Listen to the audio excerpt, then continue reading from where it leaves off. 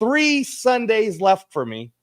This Sunday, I want to make it special. And I thought, how can I make it even more special than actually bringing 2 generations of Raider Nation into the show? So, I'm going to bring in a dad or a father and a son combo. The son is actually quite spectacular.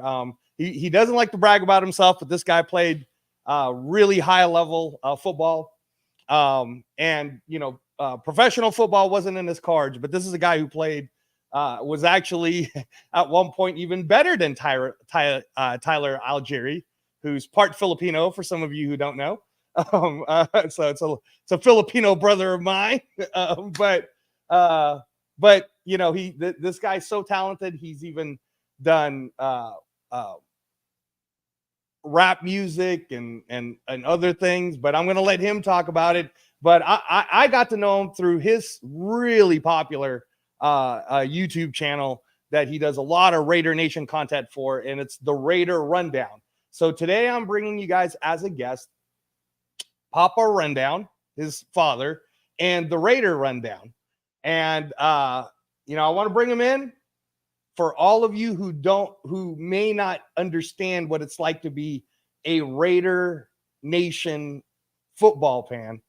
There's 31 teams, and then there's only one Raider Nation, and it's a very different experience. So without further ado, let me first bring in the man that I just can't stop bragging about, and today I actually get to interview him, which is going to be so fun for me. So fun. So here he is, Mr. the Raider Rundown himself. There he is. Can I give a shout out to Panama?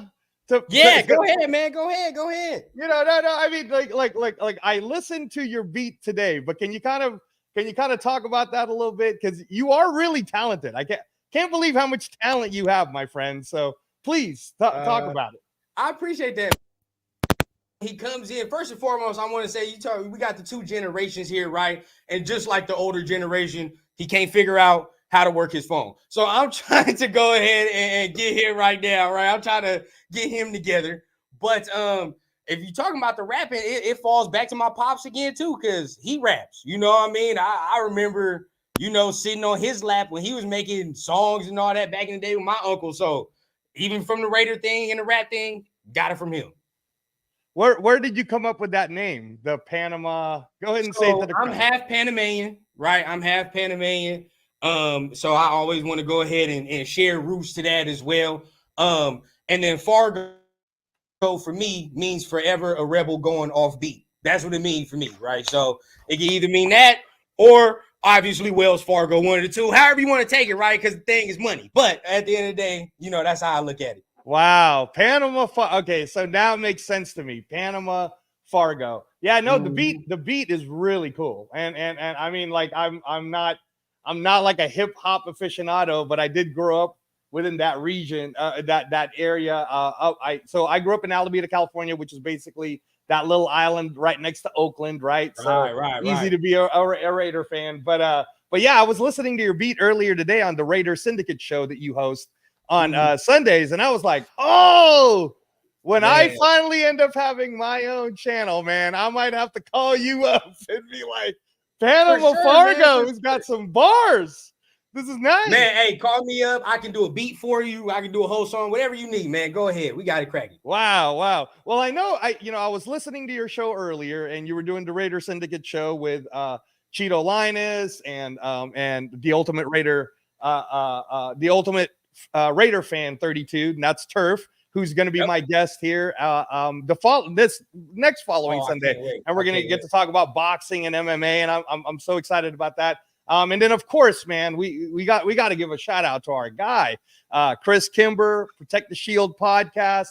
My first show with him, I did 5.5 hours with him, Cam Jack, and Stuart Schweigert, and it got emotional. There were tears on that show. If you actually watch the last half hour of it, it got deep, man. We were talking about life and death, and it got deep. But speaking of life and the man that brought you into this world, let me see if I can actually get him on. And if I can, I'm hoping it works. One of these should work. Let's see. This is the Papa Rundown. One of these should be the one that's talking. Papa Rundown, can you hear us? I can hear you guys. Okay. All right. Okay. So he's using his phone, Rundown. He's using his phone so that we can hear him. And then I'm trying to get a nice image of him, actually. I don't know why the image isn't showing up. It's just here. But the good thing is we can hear him right now. So that's good. How you doing, sir? How you doing today? I'm doing great. How you guys doing? Oh, we're doing fantastic. We're doing fantastic. Let me ask you a question, Rundown. Would it help you if you helped your dad out a little bit right now, and then I'll go ahead and go shout out some of the chat room crowd. You can help with some of the technical stuff. All right, we're gonna give the two generations a break, but don't worry, they'll be right back, everyone.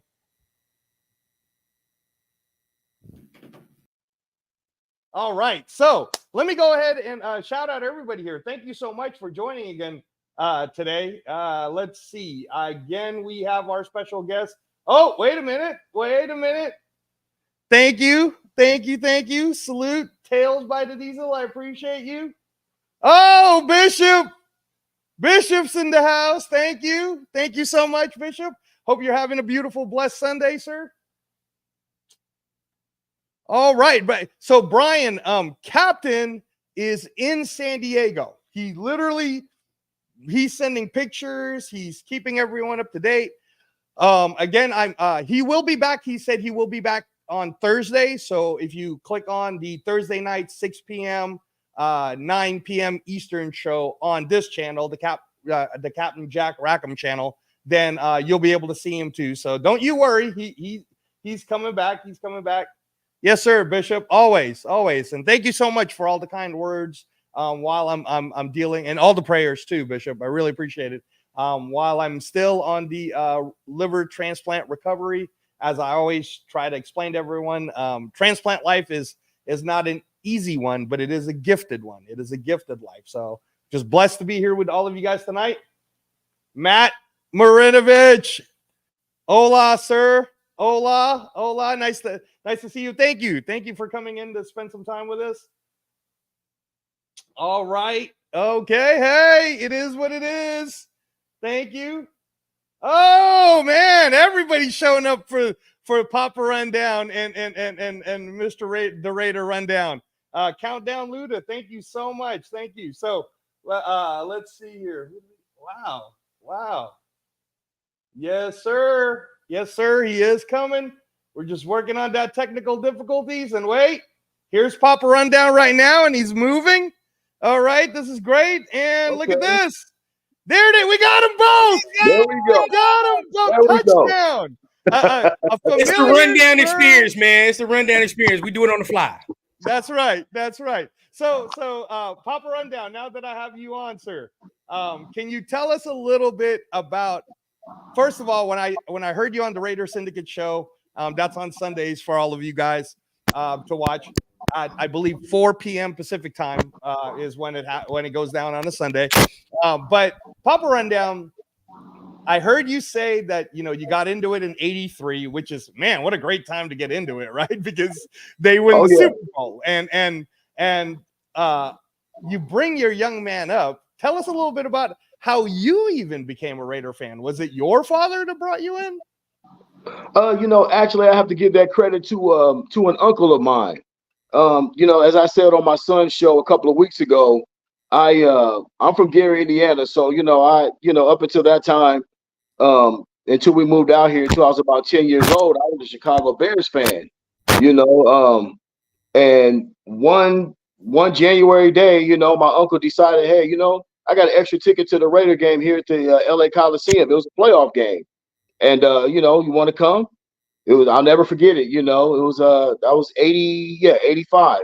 And 85. Okay. Yeah. So you were watching it on TV up to that point, then, yes. And then your uncle was like, hey man, you want to come to this amazing playoff game? I want you to talk about this, because most people don't realize, because every time you hear that year, 1985. And for all of you who are just listening in now, and maybe are just I don't want to be rude in calling you a casual Raider fan, but there is a difference between being Papa Rundown and a historical reference of what he brings to the table as a true part of the Raider Nation, and then some of the fans who like the color and the silver and the black. But anytime you hear documentaries or you see this, they always talk about the 85 Bears, the 85 Bears, greatest defense ever, 85 Bears. But you know what, Papa Rundown, I want to hear it from you, because people forget that the Raiders won the Super Bowl in 83. Yep. We were still a very dominant force up to that point. Yeah, very good team. And I want to know, because you were there live. You were there live for this game. So please tell us about that day.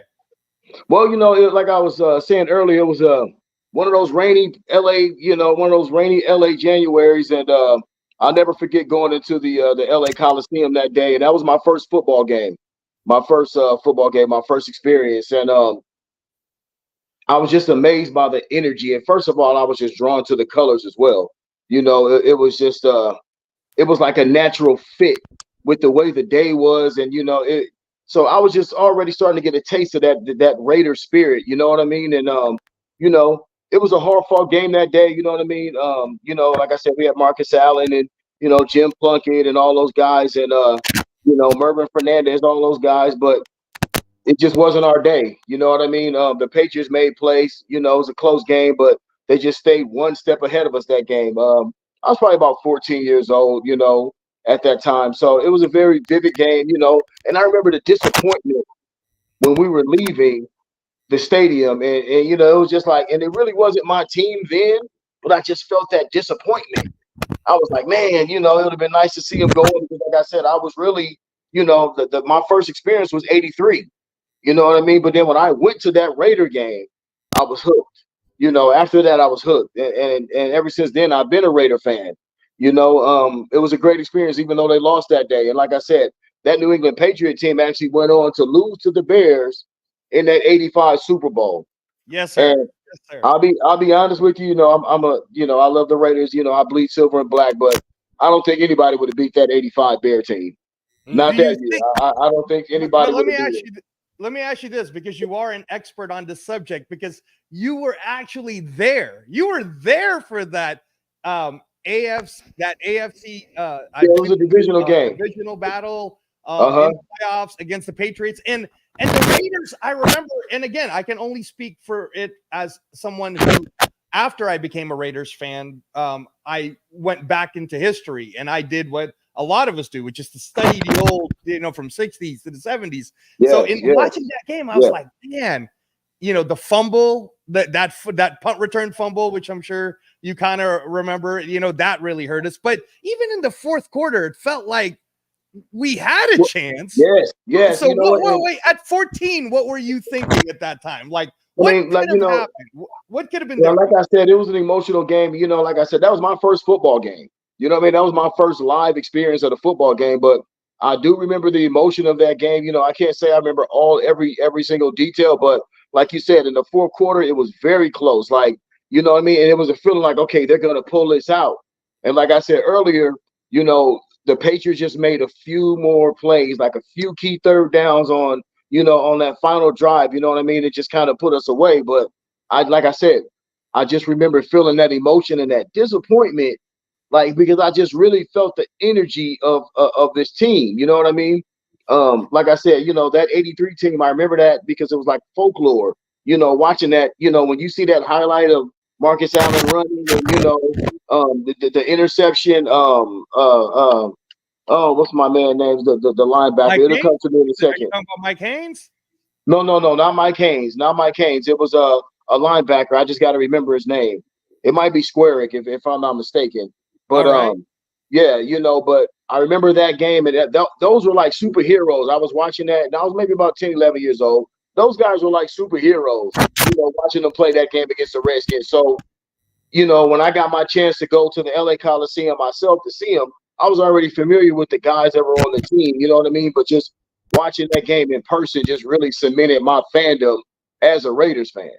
Wow. Now I want to bring it to Rundown, because then you told me on the pregame today when we were just in the green room, you said that you brought him to his first game at 5 years old in 2005, and I'm like, wow. I mean, those tickets weren't the cheapest tickets in the world to get over, you know what I mean, at the Oakland Coliseum, and that's where I lived. I lived in Alameda, so it wasn't like we could just freely go into the games, because it, still like it was a different feeling for sure. That crowd. But Rundown, at 5, what are your memories of walking into the Oakland Coliseum with your dad? I say it like this, and he can attest to it. The minute, because everybody knows when you walk, you walk into the Coliseum, you can walk around, there's that point in that section where you finally walk up them stairs and you get there, and then everything opened up and the field is right there, right? No doubt. He can attest to it. As soon as I saw that logo and that field, it was over. Yeah. I was like, oh, this is the greatest thing I've ever seen in my life. Yeah. I didn't know who the players were. That was an annual pilgrimage for us. You know what I mean? And it could have been 2004, 2005, one of those years.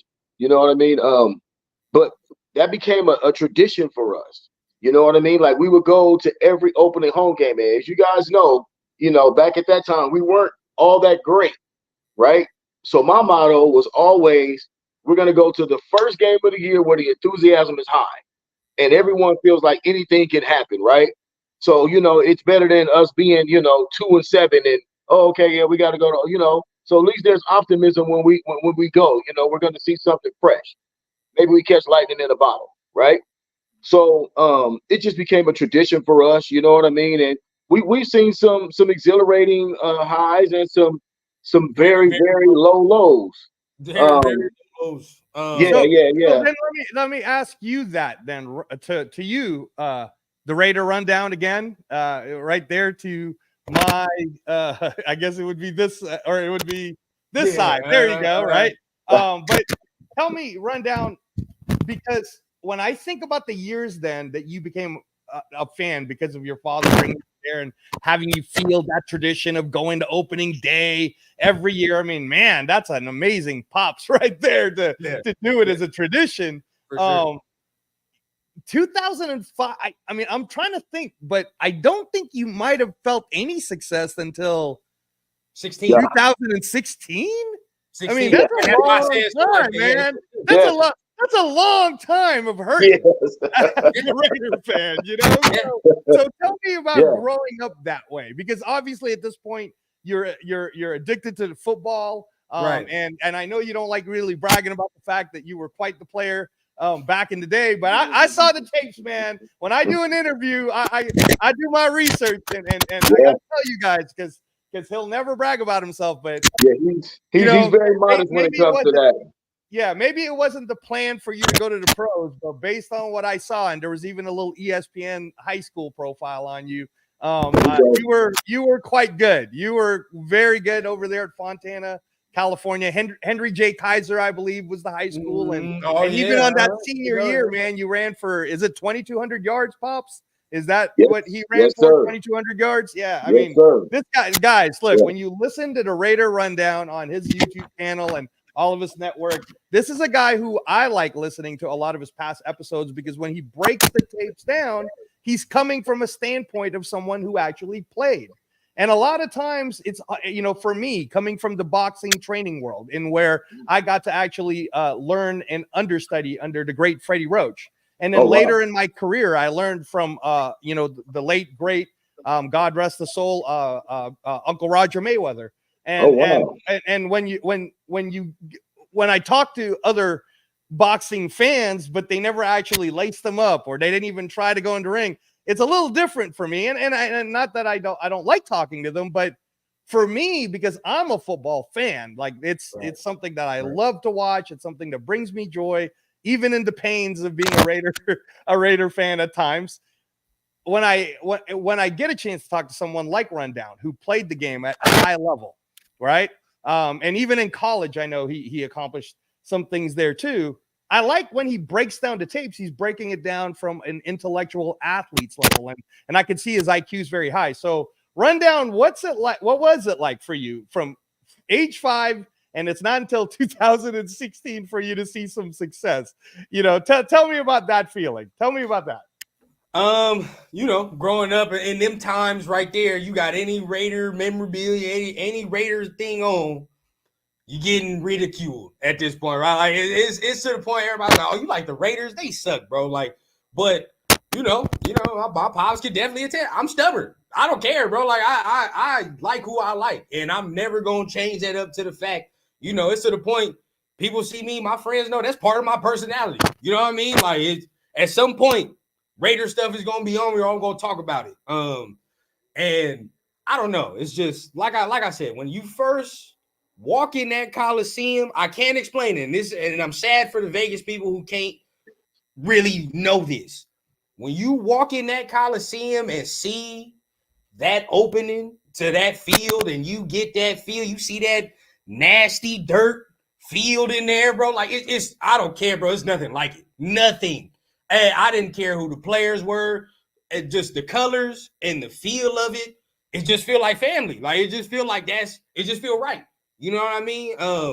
So I'm so glad you said the word family, because I think that is one of the things that separates our fandom, is that when you're a part of the Raider Nation and everybody knows you're a fan. This recently just happened to me, and you'll enjoy the story, Papa Rundown.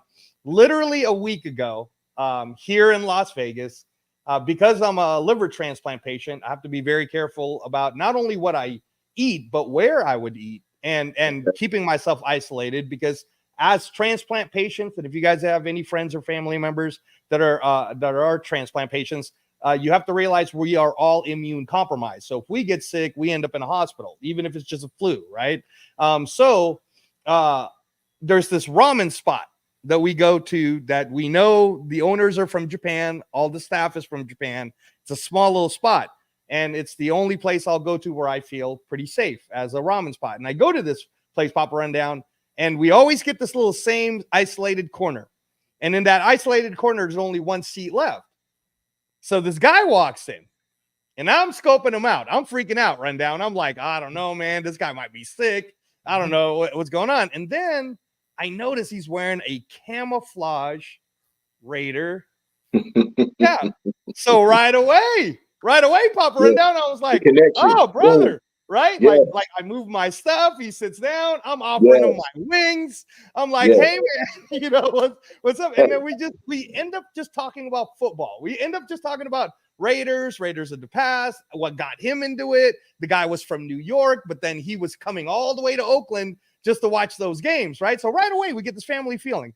I left. I got his contact. Little did I know, check this out, Papa Rundown, that the guy I was sitting talking to was the grandfather, who's named Al Thompson.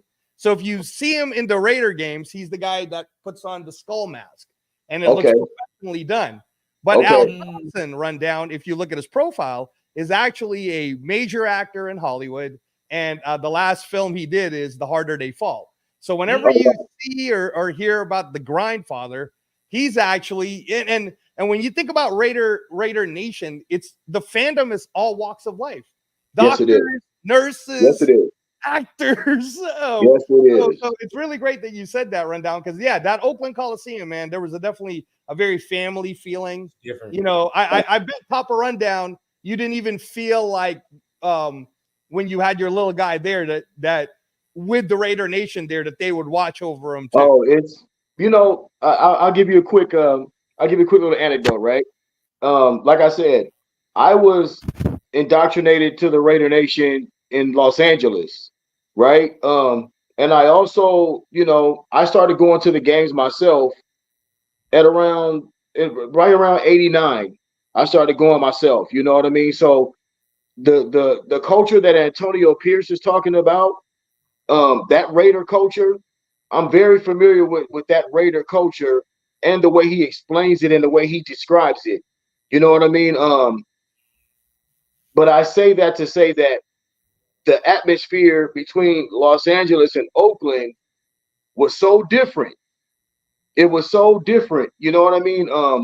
You know, when we were going to Raider games in those late 80s, early 90s, you know, there was a significant gang culture You know what I mean? It was a real thing back then. You know what I mean? And you very much felt the association of the city, you know, intertwined with the Raiders. You know what I mean? So that was a that was a don't get me wrong, they were a passionate fan base. We were a passionate fan base then.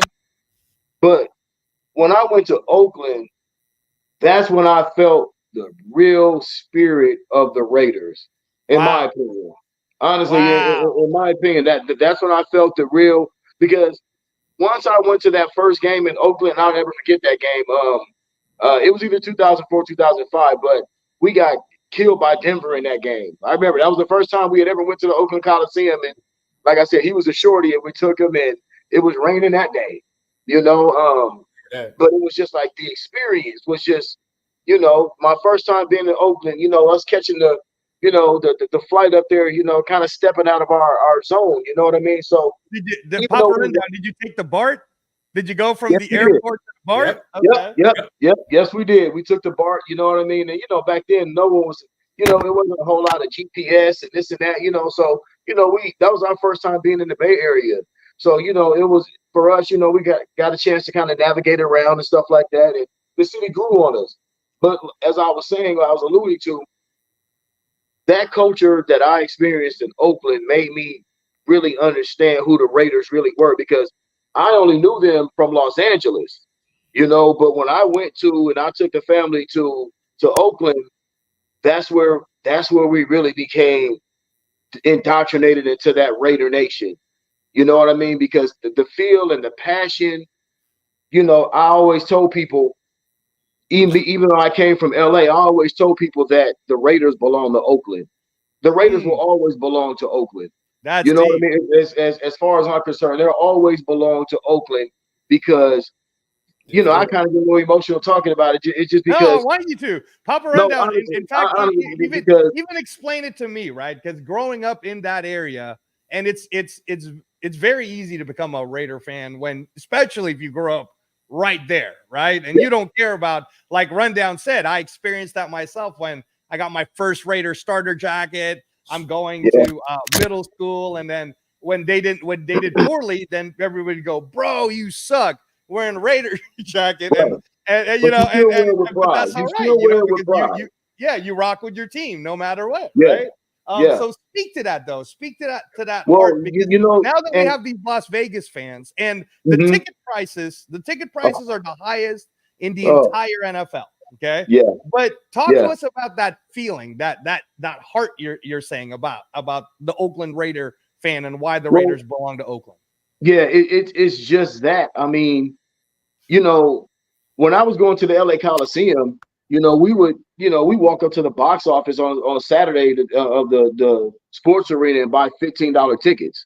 Me and his mom, you know, when we were dating. So, you know, and we didn't feel that, you know, when you're walking into the stadium, you know, there's a certain feeling of, this is our team. And, you know, we had that in LA to a certain extent, but not the way it felt in Oakland. You know, it was like you were actually going to battle with this team. And sometimes I think that, you know, a lot of teams have rabid fan bases, you know, the Steelers, you know what I mean?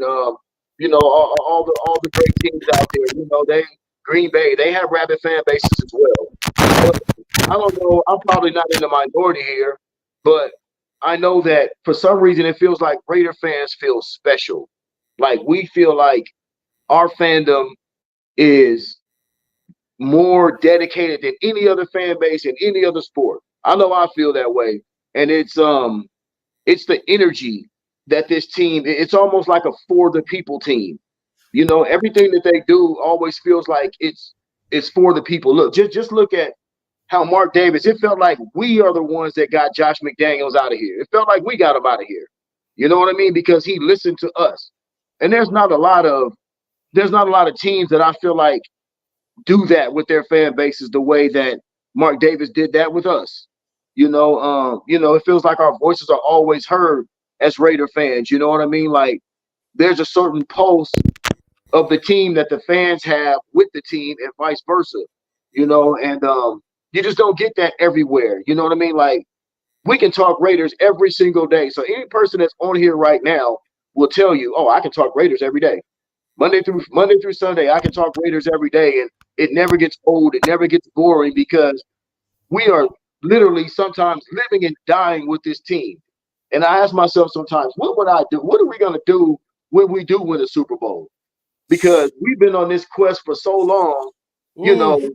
I can only, you know what? That's a great thing for you to say, Papa Rundown, because I see Rundown's face. And from the time, like, again, if 2016 is the last time he even, from 05 to 016, pretty much from birth, he's never really seen that success. Rundown, if the Raiders win if the Raiders make it to the playoffs next year, if the Raiders just make it to the playoffs and your dad goes, son, we're in the playoffs, I'm gonna bring you and Mama, and we're going to Vegas. What? We're gonna go see Raider Transplant in Vegas. We're going to the playoffs. Yes, sir.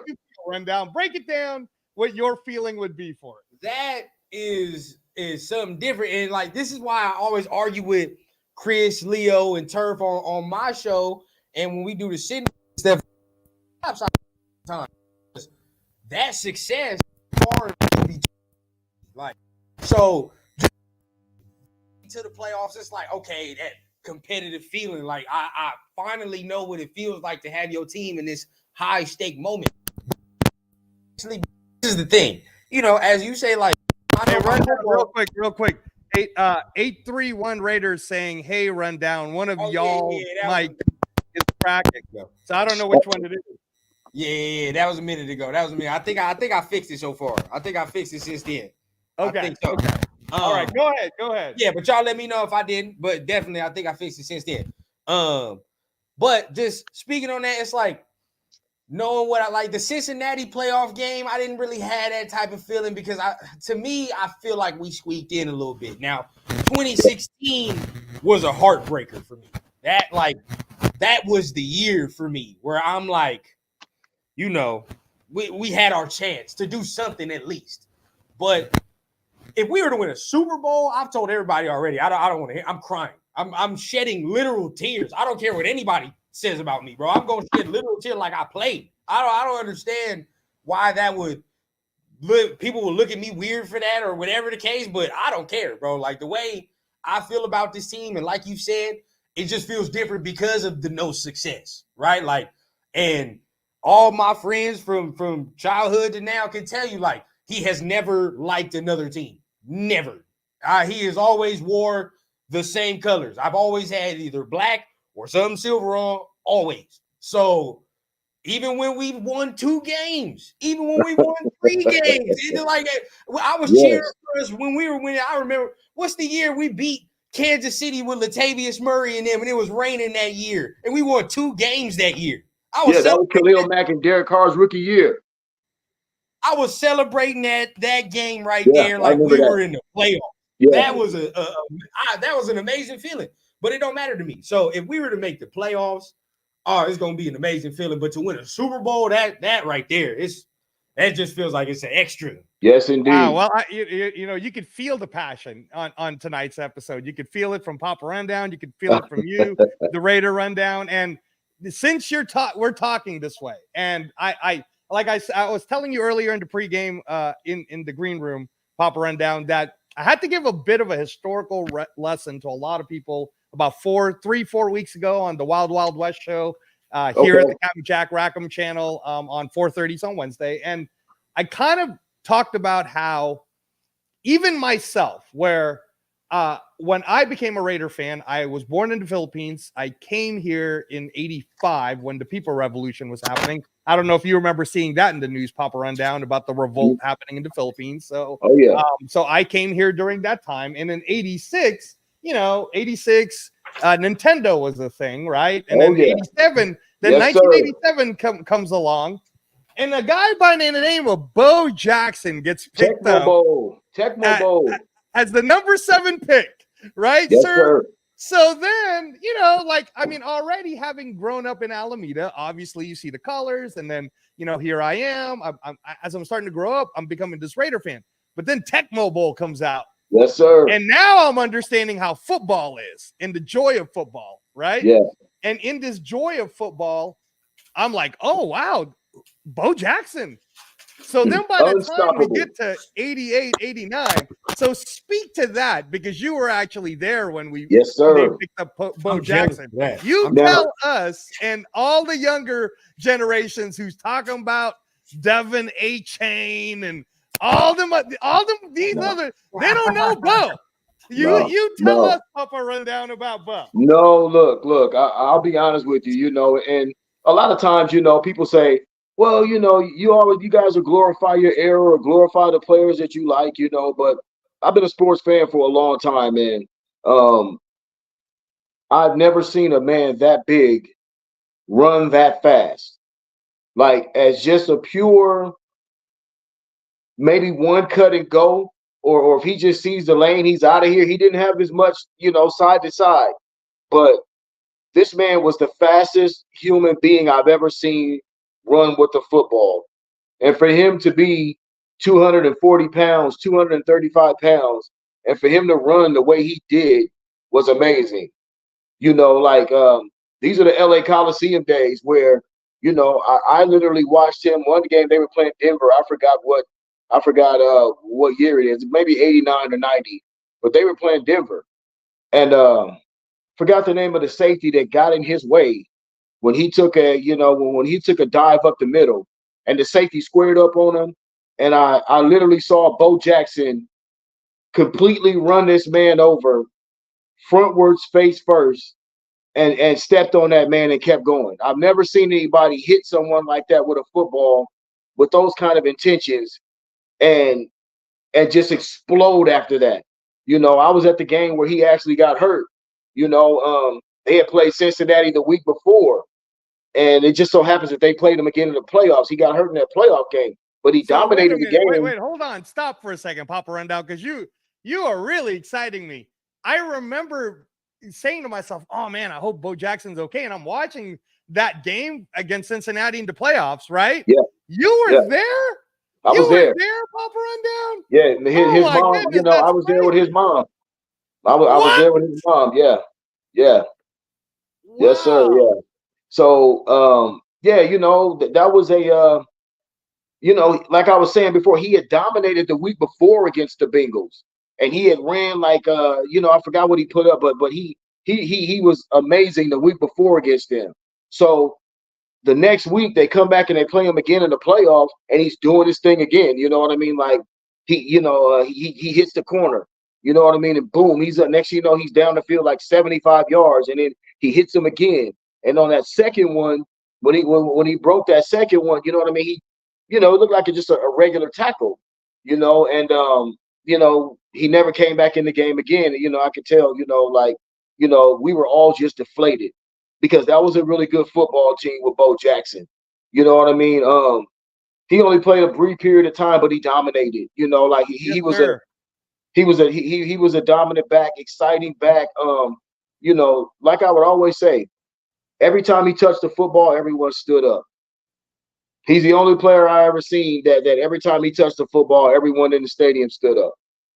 So let me ask you this: when you watching that team, if we could go back in time and Bo Jackson never gets tackled the way he got tackled, and for some of you who are just listening now, and we've been talking about Bo Jackson, the legendary Bo Jackson, many books and many documentaries have been written about this sports star. I grew up young seeing the Bo Knows commercials, and it was so popular. It was such a big deal. But Bo Jackson in 1991 went to the playoffs, the very game that Papa Rundown was on. And when he got tackled, he runs so hard that his actual thigh bone came off of the hip. And he developed a disease that I'm actually familiar with, because as a transplant patient, it's one of the things that we could get. It's called avascular necrosis. And that's when the blood flow that goes through your hip no longer starts to come. And unfortunately, Bo Jackson needed a hip replacement, which is what happens to a lot of us as a transplant patient. And it looked like a regular tackle. It looked like a regular tackle. You know, we just thought, okay, you know, because he kind of limped off, and, you know, we're saying to ourselves, okay, he's got to be back in. You know, we're waiting on him to come back in. And there's no internet or anything like that at that point, you know. So everybody's just kind of looking over towards the sideline to see if he's coming back, you know. And unfortunately, he never came back, and that was a sad day, man. You know, and it affected the Raiders because the next week they went on to lose to Buffalo. I think it was the AFC Championship game, and they lost 51-3. That's correct, sir. You That's know, correct. and you know what's funny? You want to know what's funny about that day? So we go down to the tunnel after the game was over, right? Because the Raiders won that game against Cincinnati despite Bo, you know, getting hurt. So everyone's down in the tunnel, looking to, you know, because the players would walk through the tunnel down at the bottom of the LA Coliseum. So, you know, you can see them as they're walking by going to the locker room. And I'm standing down there. Ironically, you know, Magic Johnson, you know, passed by there. Also, the members of NWA, Eazy-E, you know, Dr. Dre, all those guys, the DOC. It was a lot of celebrities down there as well. So that's why I always speak to the Antonio Pierce Raider culture, because that's what that was at that time. You know what I mean? We're all standing down there to see what happened to Bo Jackson. So Bo Jackson, he's on a cart, and they're wheeling him to the locker room in a cart. And so, you know, somebody goes, "Hey, Bo, you think you're gonna play next week? You know, you think you're gonna play it?" And he's riding along, and he goes, "You bet your ass I'm gonna try." I never forget that. You know, that's what he did. You know, Bo goes, "You bet your ass I'm gonna try." You know what I mean? And you know, it never materialized, but everyone was like, "Oh, okay, you know, we might have a chance here," because Buffalo was good. That was a good Buffalo. Oh yes, team. sir. No, I was gonna actually tell you that. So during this time when that happened, and I had to give this history lesson again on that same show, where when there are people like that Lombardi character, right? People forget that when it comes to the Raider Nation history, that the same scenario already happened to us before before Rundown was even born. We had Mike Shanahan for 1.5 years. Yep. And then Art Shell took over as the interim. Yes, in the very year you're talking about, Papa Rundown, Art Shell won 12 games that year, took us to the playoffs. And I remember this because I was going into my freshman year of high school at Encinal High in Alameda, California. Okay. And I thought we were going to make it too with Bo Jackson. I was like, oh, we're going to the Super Bowl. We are done. And then of course we got destroyed 51-3. And then that whole 4 years of my high school life was me watching the Raiders always losing to the Bills. Yes. Somehow, some way, whenever we had a chance. You know, that like I said, that was a good Bills team. You know, Jim Kelly, Andre Thurman, you know what I mean? They had some I'm sorry, Thomas Thurman and Andre Reed. Yeah, Thomas Thurman, Andre Reed, Bruce Smith. The same Bills that couldn't win a Super Bowl. But the fact that they made it to 4 Super Bowls in a row, and you also like Bruce Smith, you remember Papa Rundown, right? Oh, Bruce Smith was a monster. Oh, Daryl Talley, the linebacker. I mean, really, like when we talk about like a Max Crosby now, back then Bruce Smith was like that guy. Bruce Smith was, he was unblockable. He was right there with Reggie White at that time. You know what I mean? Charles Haley. All of those, you know, wonderful, deep, you know, just amazing football players. You know what I mean? Watching those guys, and you know, don't get me wrong. Today's guys are, you know, bigger, stronger, faster. You know, but it's always something to be said for that dominance that those sack leaders still look today. You know, those guys are still carrying those sack numbers in the all-time records right now. You know, you're talking about some of the greats of the greats. You know, so but yeah, those Bill teams were. They had some weapons. They were a very modern. They would function really well right now. You know, they used to run. You know, they used to run that K-gun offense, and you know, Jim Kelly would. You know, they were doing a lot of the concepts that they're running right now. You know, so they were kind of ahead of their time. Yeah, no, and I was gonna say a Rundown because I know it's feeling like a history lesson in a way, but Rundown, look, listen, part of the reason why for this running back segment, and I'm going to stick on to this, is you actually played that position at a very high level. And I really appreciate how I know you played DB too. So when you're breaking down some of these tapes, you're seeing it from that eyes of a person who actually grabbed the ball, saw the hole, hit the hole, whether it was outside. And I saw a lot of your outside runs, man, running like a little David A-Chain, runs. I got to say that name because some of you youngsters don't know some of the old names that Papa Rundown's talking about. But yeah, you definitely had some Thurman Thomas in you, wouldn't you say? This guy right here was a bad man. He was, he doesn't talk about it a lot, but he was a bad man. He made his dad proud. I'll tell you that much. Careers don't have to be defined by being an NFL Hall of Famer at the end. You know what I mean? You have to be able to appreciate the journey that you go through with someone. And when they do have a level of success, you have to be able to revel in that level of success that you achieve, because there is something that you put into it. And, I want to give my son props just because I watched him put in a lot of hard work and achieve a lot of things. I mean, I was just going through some things in the garage, cleaning my garage, and I ran into his trophy case, and I just kind of went back and just looked and said, wow, my son accomplished a lot, and I'm proud of him for that. Yes, sir. Yeah, no, I totally hear you, because it was so hard to find. I had to watch so many episodes of the Raider Rundown to finally kind of piece it together. And then he wouldn't even give it to me. I was like, "Hey, man, your name's Joshua, right?" And then Rundown wouldn't answer me back, and I'm like, "All right, you know what? I'm gonna research this guy." Yeah. And no, everybody, man, I'm telling you, Joshua Johnson was quite the player. And Henry J. Kaiser, their high school, Fontana, and even in college, and he's blushing right now because he doesn't like to brag about it. So I'm not going to put him on the spot, but sure. I am going to ask him about his expertise, because it's real, about running backs. Me and your dad, we're talking about Bo Jackson, right? And we're talking about these old schoolers. But right now, did it feel weird to you that we did not address running back?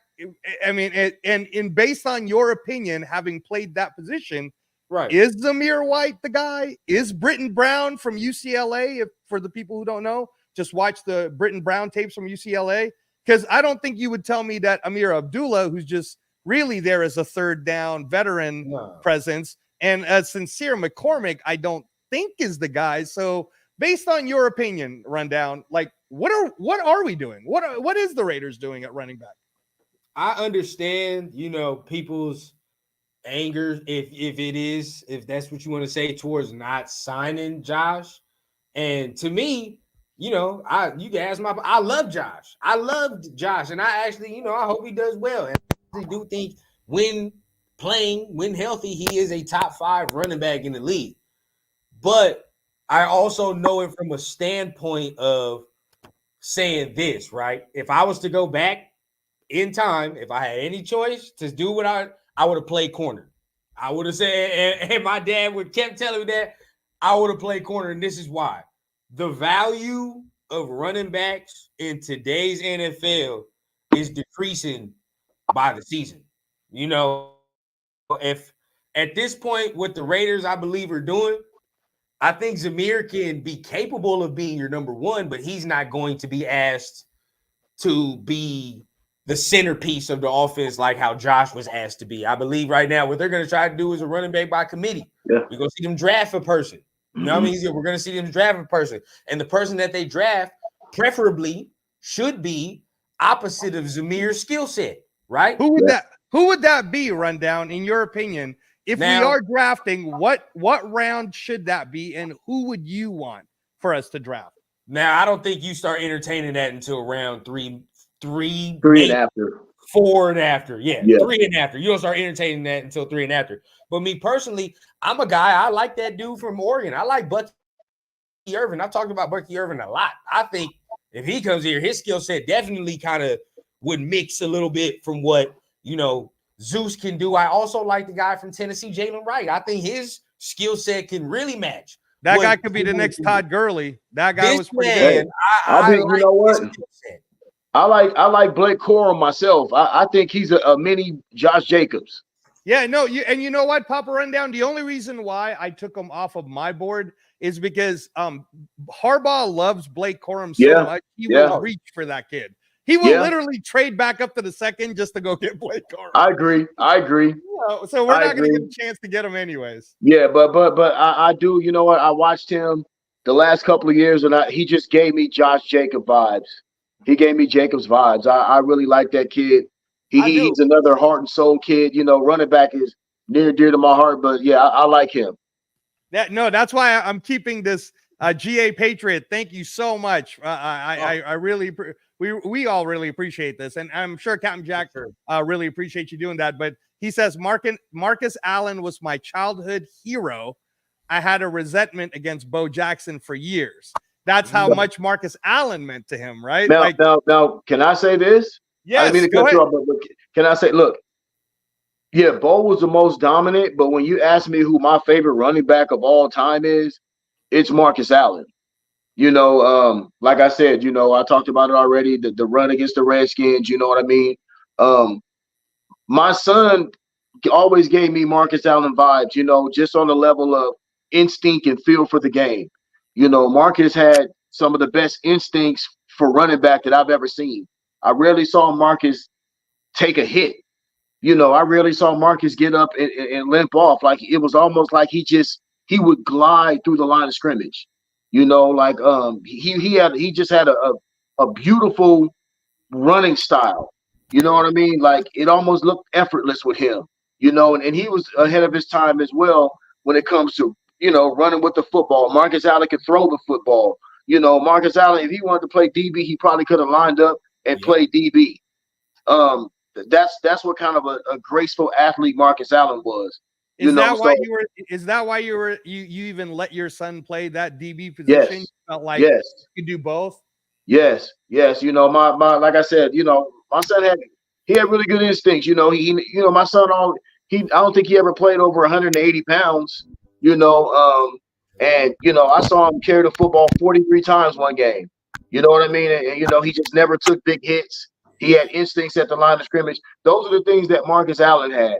You know, it didn't look like he was running the fastest, but it was just his vision and the way he could contort his body. You know what I mean? So Marcus Allen, hey, you know what, Papa Rundown, like your passion for when you talk about your son, and I understand he's your son, but like I said, I don't do interviews without doing my research, and I saw the few tapes that are out there, and the kid, Joshua Johnson, everybody, look good, man. He looked real good on them tapes. But Papa Rundown, it might be something you might want to do, where you might want to start sharing some of these tapes to maybe on the Raider Rundown YouTube channel, and I sure will.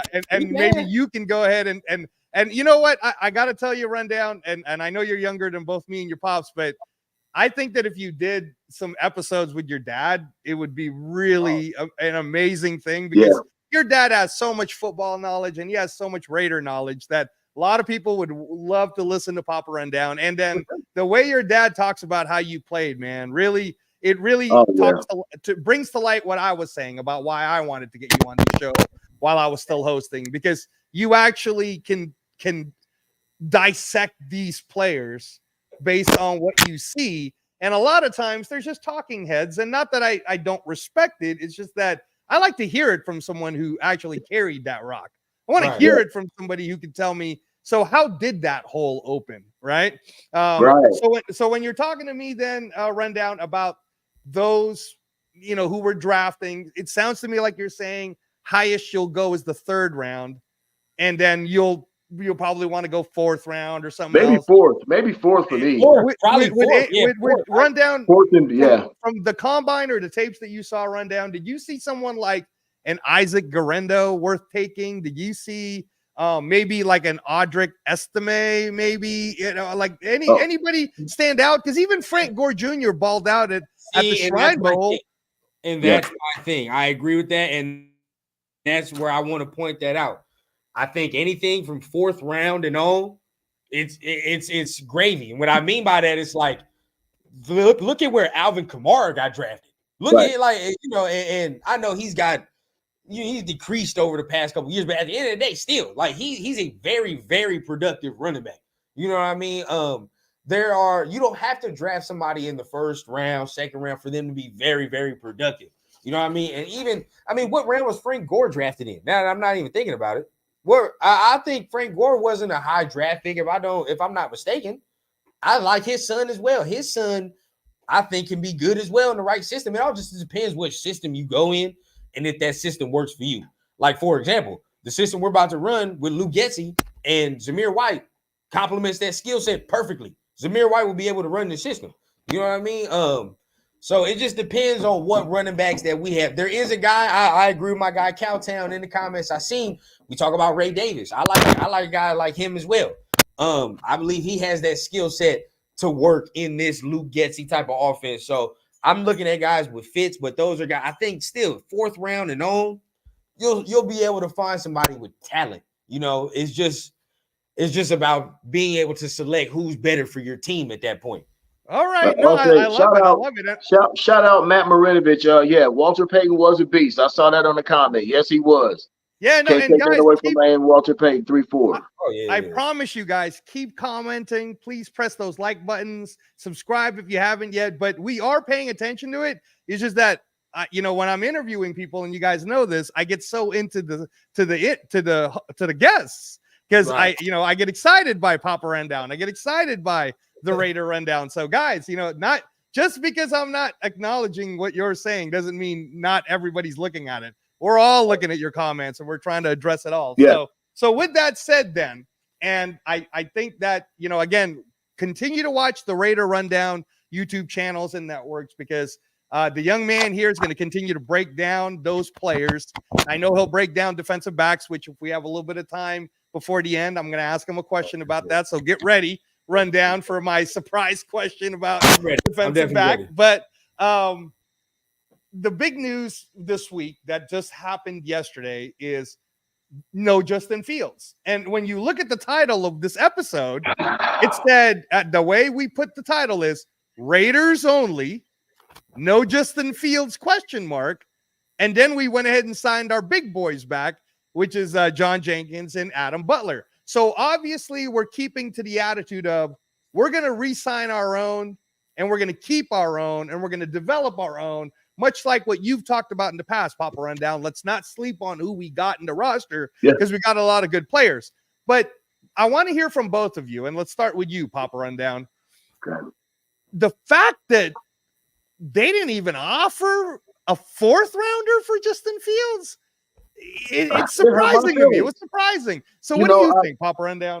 I'm not gonna lie. You know, I've been looking. You know, I'm sure we all look at Bleacher Report. You know, we all, you know, get our Raider content from everywhere, and it's such a mixed bag when you talk about Justin Fields. You know, some people just can't. Thank you, Cool Kev. But some people, you know, they don't want him. Some people, you know, they want him. And I was in the camp that wanted him. I said, you know what? Why not give this kid a shot? You know, because we see that he's an NFL level playmaker. No one's saying that he has to be Peyton Manning, Tom Brady, Pat Mahomes. No one's saying that.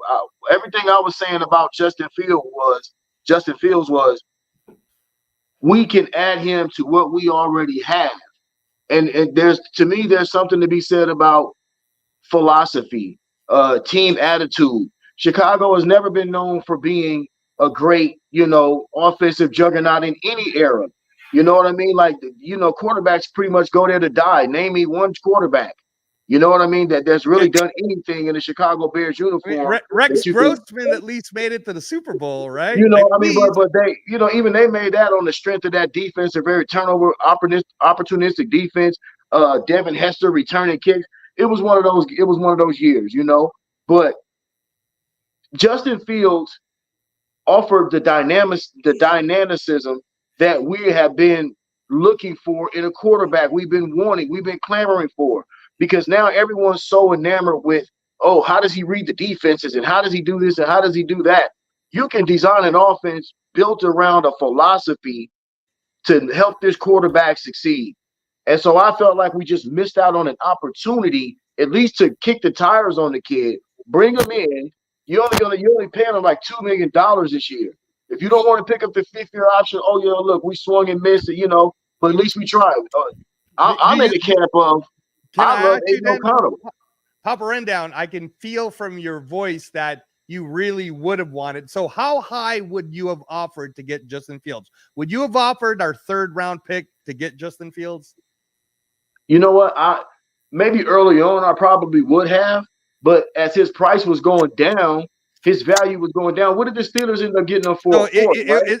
this is the way it worked. From what I understand from the reports that I've seen through Tom Pelissero and Mike Garofalo and everybody else, that the deal was they called the agent. 4 teams were interested. They didn't say which teams were interested, but when the Steelers came to play, Justin Fields said, I want to go play for the Steelers.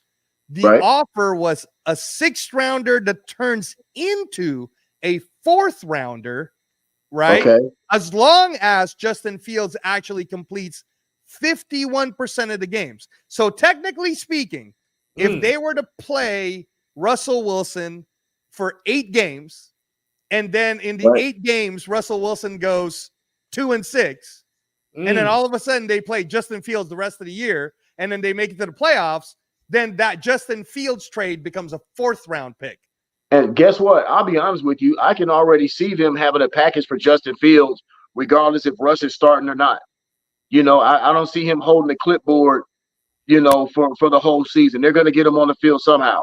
You know, I'm sure he was promised that. I'm sure they talked to him about that. But like I said, no, what we have in our quarterback room, and don't get me wrong, you know, I've watched Gardner Minshew play some really good games. He's had some really good games.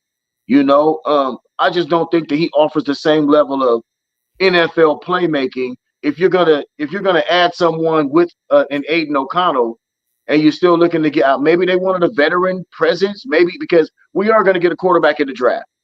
That's no mistake. Wow, that's a big one. That's a big one. Right now. You know what? Oh, wait, I want you to hold on to that thought because we're going to do a quarterback segment because I want to know which quarterback then you're thinking, because there's a lot of people that are now saying, well, the dream is gone, and you know, they traded Justin Fields, so their dream's gone. So run down first. I agree, Chili Pepper. Quarterback, because that's going to be a whole segment. I want to hear from the Raider rundown on this whole Justin Fields thing, and would he have traded as high as even a 3rd round pick to steal him? What do you think?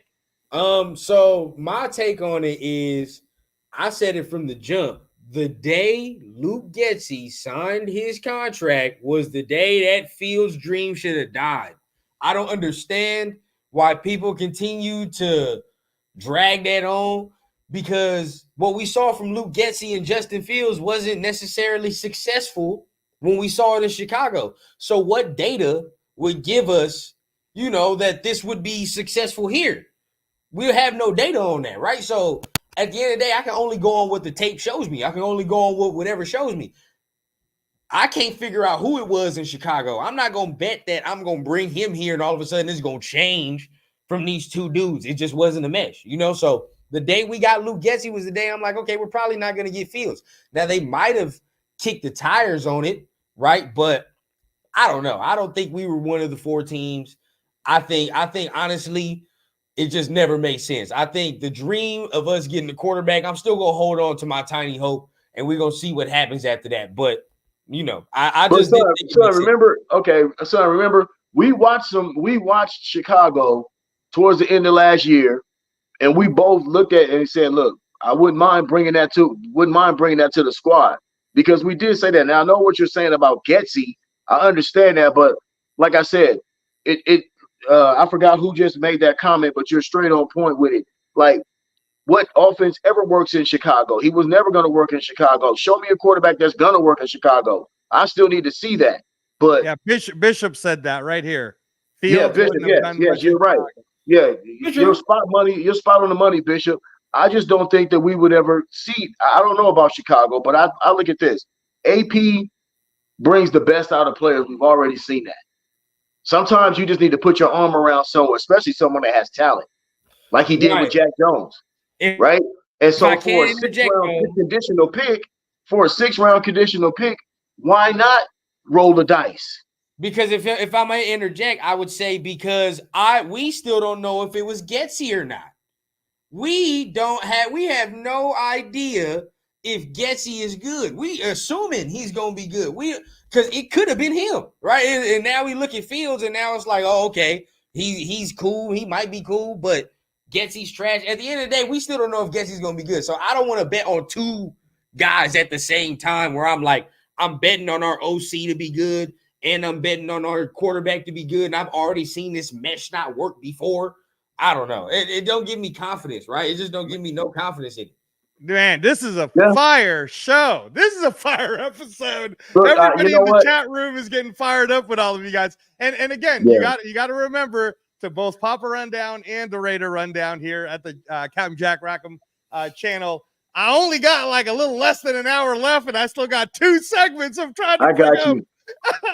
Hey, shout out to everybody. Shout out to everybody, man, that's tuning in. I want to say that, man. I'm very new to this.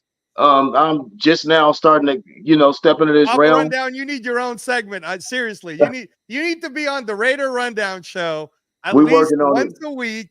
And I know, man. everybody will I'm listen working to on it, man. I'm working on it. We're working on it. Yeah. All right. He gonna get there because I want to give him like his own thing. He just got to get it. He got to get his.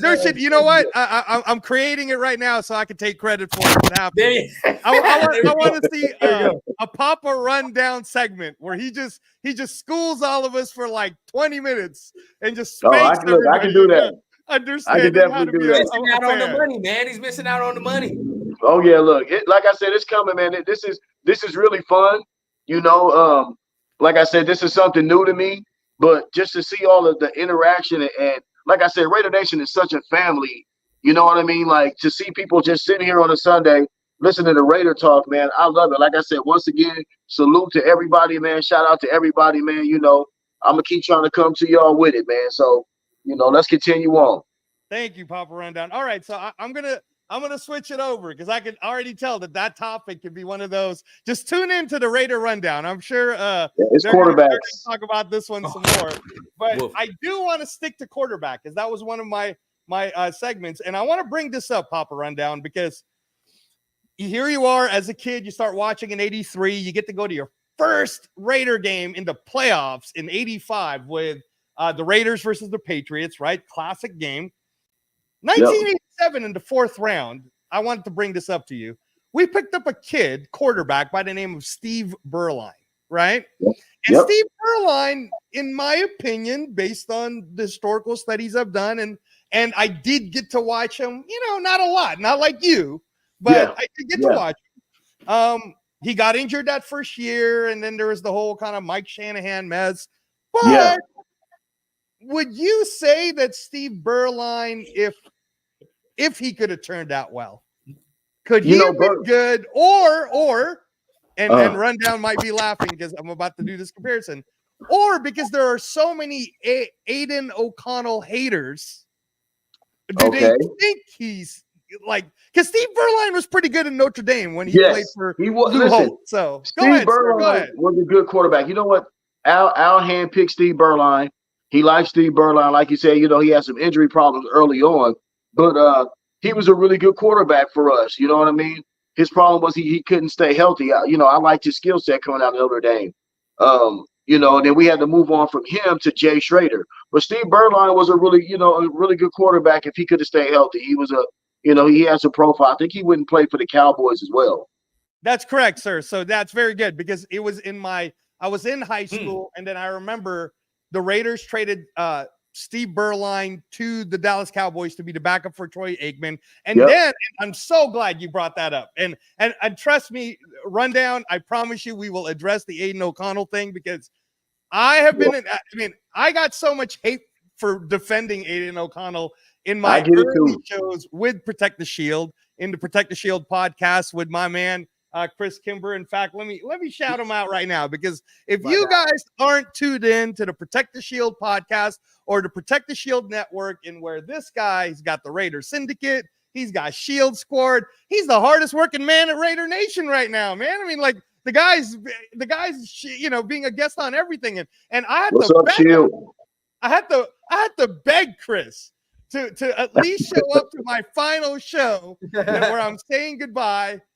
Because I do not have my own channel yet on March 31st. So please tune in on March 31st when Protect the Shield comes on as my special guest. Anyhow, though, Protect the Shield, Chris Kimber can attest to the fact that I kept defending Aiden O'Connell since December, Papa Rundown. Since December. In fact, I was defending him so much, I even did a show in where I talked for 30 minutes on the stats between Russell Wilson and Aiden O'Connell and how Aiden O'Connell is better. In fact, Papa Rundown, I even did last week's show where I said, well, let's just go ahead and compare the 10 game to 10 game ratio between Gardner Minshew and Aiden O'Connell, which is why I was saying I don't think it's going to be as easy as people think. Even though we paid Gardner Minshew more, I really don't believe that Aiden O'Connell is just going to give it up. I think that guy's studying right now. I think if you watch all of the Purdue tapes, when somebody says to me, well, he doesn't really move, he's kind of stiff in the pocket, that's because Josh McDaniels told him to be stiff in the pocket. If you watch them old Purdue tapes, though, you watch when he played against Michigan State, when Michigan State was 8-0 and he threw for over 500 yards, the escapability on this kid is there. It does exist. He ain't no Mike, but it exists. Can I say something real quick? Okay. Aiden O'Connell, my son and I, after the disappointing last year, the 5-11 year, we started looking at quarterbacks, right? And so we were like, okay, remember we went down the list of every position and we started at quarterback. And I think we looked at like 5 or 6 quarterbacks we kept our eyes on, right? Obviously the guys at the top of the draft was there, Bryce Young and CJ Stroud and Will Levis. And, we just kept going around and around, watching YouTube, watching certain things, breaking things down. And then we got to Aiden. And for some reason, I kept saying, we got to Purdue. I kept saying, I like this kid. I kept telling my son, I like this kid. And I went back and watched it maybe like 3-4 times by myself. You know what I mean? And I just kept, for some reason, I just thought it was something about this kid. I liked the way he threw the football. And I watched him against teams like Michigan, Ohio State. Ohio State. I was going to say that, Papa Rundown.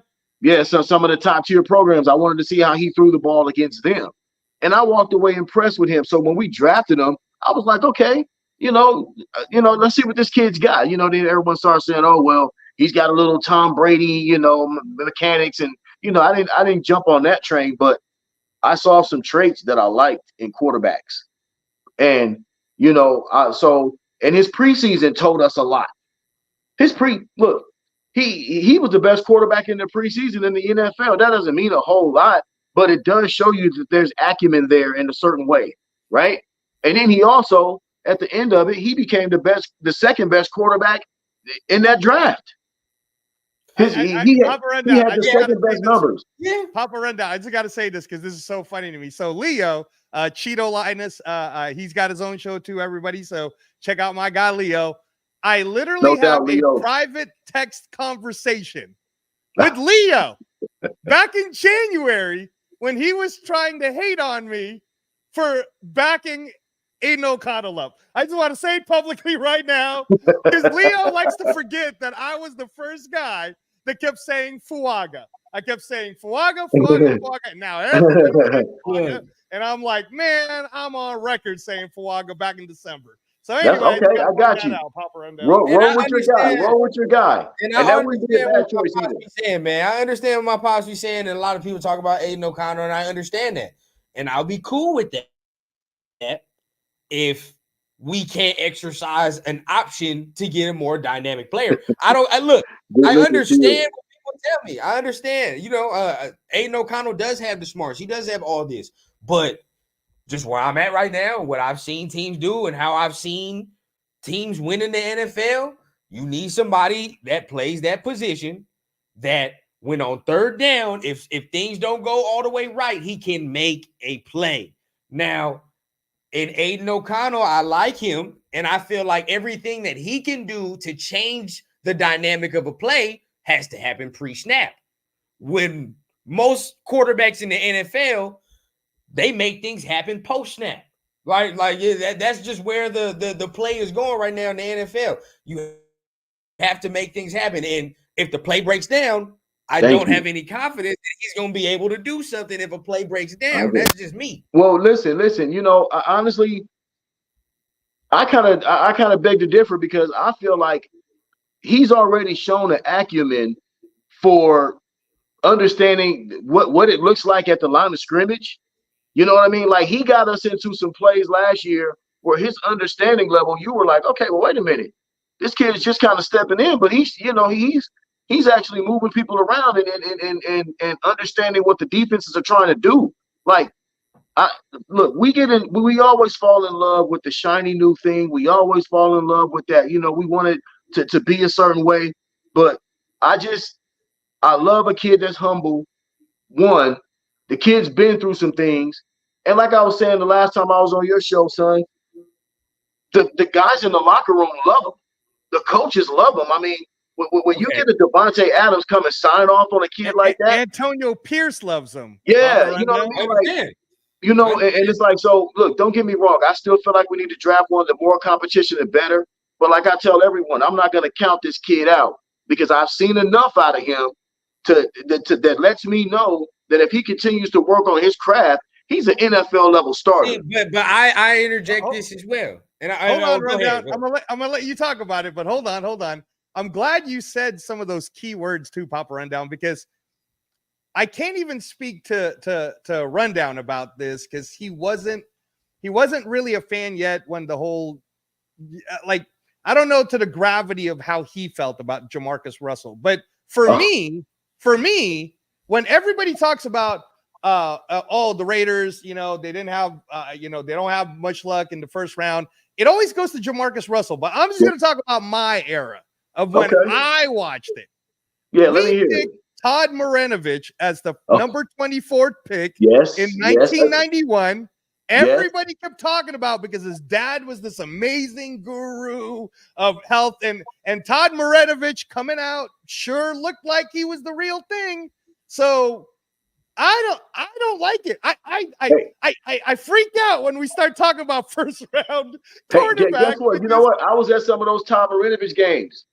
I saw some of those Todd Marinovich games in person as well. You know what I mean? Like, I think his first start, he brought us back from against Kansas City or something like that. You know what I mean? We pulled one out at the end, his first start, and and everyone was like, "Oh boy, we might have found one." You know what I mean, dude? And then it was 2 years. Rundown. It was 2 years, and the mental, and between his dad and him, and this is where. Again, we're talking about a multi-billion-dollar sports organization that's got to really do the research on mentally who this guy could be if we are going to draft a quarterback in the first round. Because do we really want to have a Ryan Leaf? But for someone like me who is a Raider fan, I don't want to have another Todd Marinovich. I sure as heck don't want the Jamarcus Russell thing to happen. Well, but, you know what? I go back even further. And Papa Rundown, can you tell me? Because I thought Mark Wilson, when I look back in the old tapes, would have been okay-ish, but what happened there? Because Mark Wilson was picked first round number 15, and we're picking at number 13 right now. I think he came out of BYU. Yeah, I think Mark Wilson came out of BYU, if I'm not mistaken. That's correct. He was too turnover prone for me. You know what I mean? Like, he turned the ball over a lot. You know what I mean? He just kind of left a lot to be desired. That's why they moved on quickly, to Steve Berline, because, Mark Wilson was just he was just a marginal, NFL quarterback, kind of borderline starter when it all shook down. We depended a lot on our running game back then with Marcus Allen. We still had really good defenses back then as well, but we didn't have that explosive passing game with Wilson. But go ahead. So then, is there a quarterback? And because I definitely don't want Rundown to feel like I'm not giving him a chance to speak on what he wants to say. Because I'm gonna give him his flowers. But Papa Rundown, in your experience of again a person who is a Raider fan who got to watch Jim Plunkett, then he got to watch Mark Wilson get drafted in the first round. Then he got to watch Todd Marinovich get drafted in the first round. Then he got to watch Jamarcus Russell get drafted in the first round. Papa Rundown, being the OG that you are, is there a quarterback that you are willing to use the number 13 pick for this year? Is there anyone? I would say that, just like everybody else, I'm intrigued with Jaden Daniels just because of the connection that he has with AP. I mean, if you look at this kid's senior season, I mean, who has a season like that? You know what I mean? And, he showed that, he can do it all. You know what I mean? And like I said, the AP connection, I would definitely want Jaden Daniels. But if I'm looking at that second tier, I'll be honest with you. My eyes don't lie to me. You know what I mean? I tell people all the time, your eyes won't, we can think with our hearts, but your eyes are going to tell you different because you're going to see it. And the way Michael Penix throws the football, that kid, it's a shame that, and I know people will probably crucify you for saying this, but if you feel like Michael Penix would be your guy, if they got him at 13, I wouldn't care. I wouldn't because honestly, you're talking about someone that you're looking at to lead your franchise for the next 10 years. And if that's what you feel when it comes to the position of quarterback, because guess what? How many first round picks have we swung and missed on already anyway? Right? Amen. How many Alex Leatherwoods have we looked at, Damon Arnett's and on down the line? We had one Cleve year Farrell. where we picked 3 first rounders and it didn't. So you're gonna tell me. Well. So you're gonna tell me if I said, you know what, this kid throws the football like Warren Moon.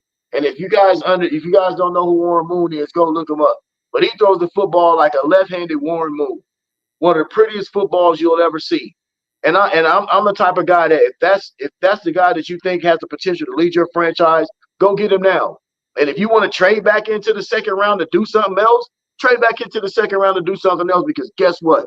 We all feel like right now we got a squad that's ready to go out there and compete. We don't even have a set quarterback.